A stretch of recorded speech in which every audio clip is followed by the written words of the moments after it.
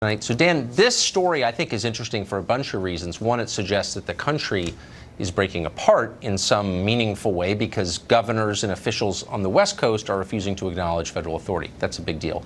But the deeper question arises, what's the purpose of having law enforcement or armed forces if not to protect your own country?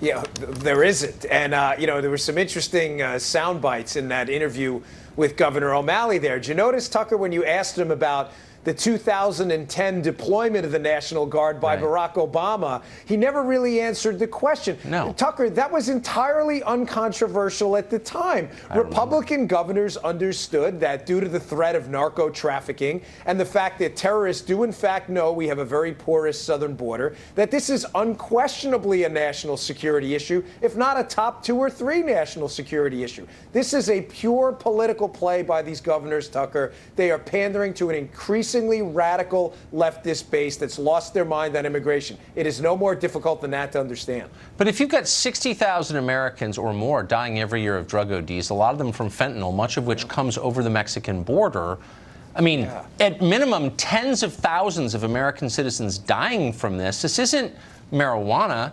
It's the most powerful synthetic opiate ever devised, and it's killing like an entire demographic. So, like, why is that not an emergency? I'm honestly confused. No, I'm ecstatic you brought this up because this is a common trick the liberals pull on us.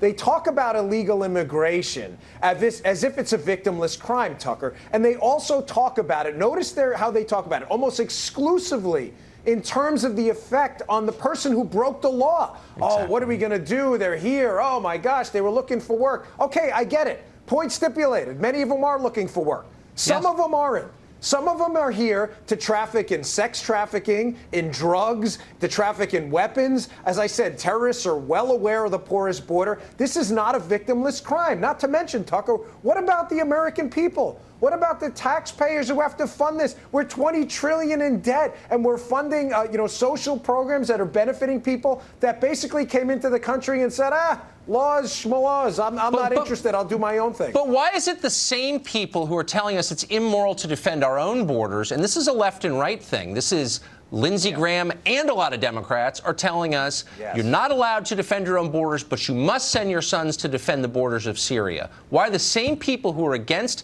stopping illegal immigration for more wars abroad? It's an interesting mix, isn't it? It is. It's actually a very dangerous mix because what you get is, and listen, I'm a free market libertarian. But I'm a free market libertarian for a set of common rules we all live by. I always think of this story, this Ecuadorian painter who came here legally. He was painting my house in Maryland. He was the most anti-illegal immigration guy I ever met. You know why? He was being put out of business by illegal immigrants who were coming into Maryland, into that market, and undercutting his costs. He's like, why did I bother following the rules? I could have just done it illegally and got the same darn thing. Right. And, of course, the cost to people like that is really high because this whole mess, our unwillingness to restrain immigration in any way or be sensible about it, discredits immigrants, many of whom are like great people and really do add to the country. So how do you think they feel about this, the people who stood in line to get here because they really believed in America? My wife is one of them. It was a long process, Tucker. It took a long time. It took us a lot of money, a lot of time, and a lot of effort to do it the right way. People should have some respect and understand that waiting in line matters, and that flag should mean something to them. And by disrespecting it, you've shown us it means nothing. That's absolutely right. Thanks, Dan. Dan Bongino back at the end of the hour to respond to Michelle Obama's new comments. Will she run for president? She answers that, actually, and Dan's thought it through. That's ahead. But next, people who run Washington insist, they tell us every day, that Russia is our greatest enemy and must be fought at every turn.